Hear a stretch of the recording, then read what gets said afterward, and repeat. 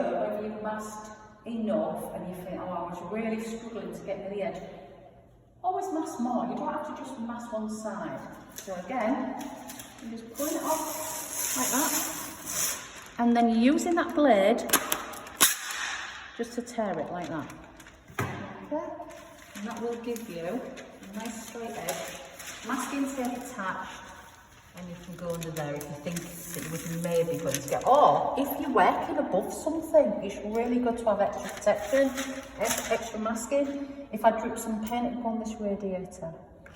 So just bring retention to this, because this is what my base colour is. It has to be acrylic. So this has been drying now, and it's had about 25 minutes. So it's nice and dry. But the glaze that I probably did 3 hours ago is still slightly tacky. So this is one of the reasons I mentioned you have to, when you've done some decorative effects, you need to put barriers around.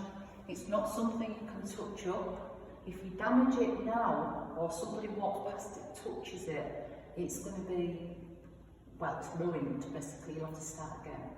So make sure when you use glaze, you always put barriers around the area so it can't be touched or not. So I've got my grey acrylic eggshell on the back, and I've gone with the purple to match my other areas. But what I want to do now, I can see the grey and I can see the dark purple, but I want to lighten that effect up a little bit.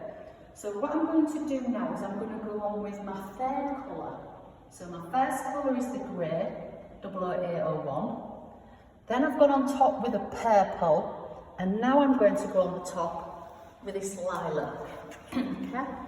So I've changed my water, I've washed my sponge, so I just rinse that in water and then all the paint comes out, it's only emulsion. It's slightly damp. I'm just going to, this paint's a little bit thinner, so I'm just going to get that sponge loaded up just like I did first time. Like that. And I'm just going to check the effect on there. Yeah, that's the one I did earlier. I've just folded it over. So back of the paper. Yeah, I'm happy with that. So,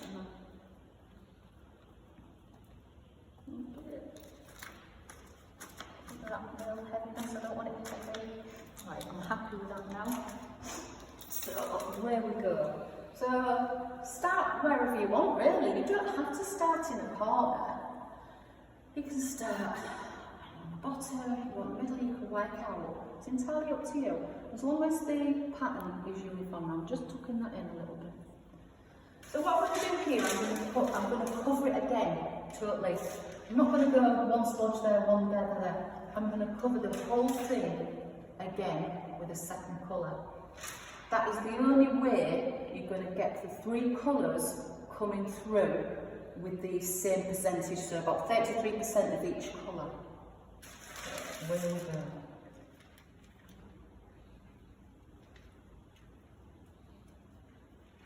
And it's more difficult with this one to see when your colour's running out. So keep a really good watch on your colour.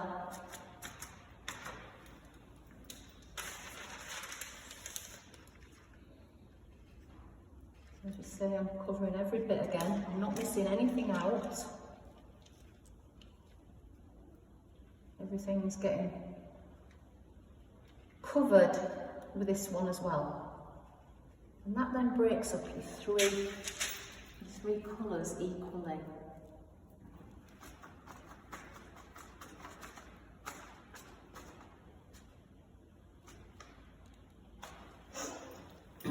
Don't rush it. I say once you're onto your second one like this, you've got to carry on getting it right. So you don't, if you get this one wrong, you're back to square one and you need to re-eggshell the panel. So keep taking this out.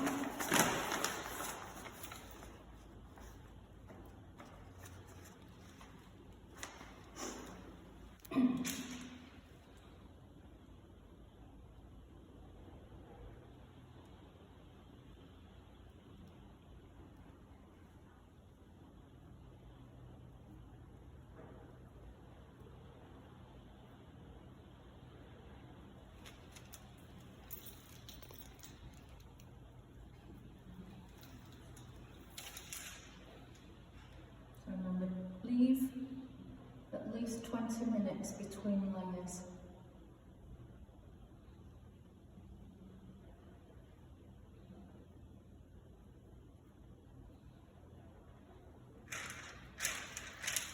Get rid of the edges.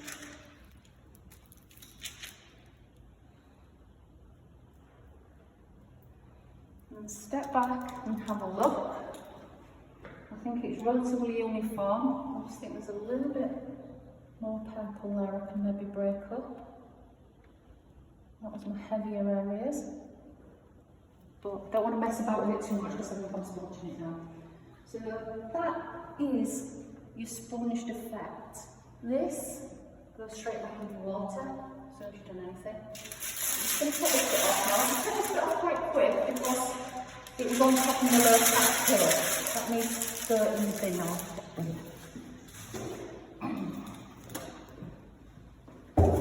Now, because I used just normal tape on that, that's fine because it's on top of a really tough surface.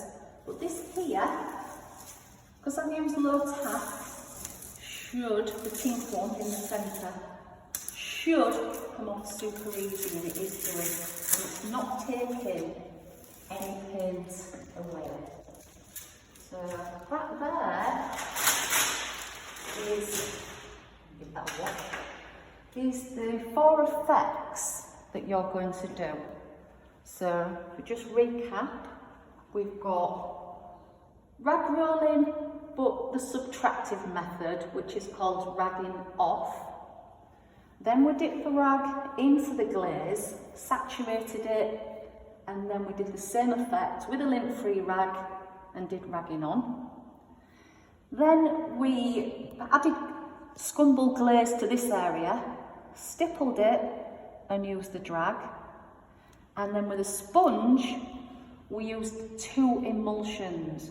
So it's glaze, glaze, glaze, emulsion. So apart from that, everything now is obviously going to get washed, put away, and that's the end of your decorative effect demos.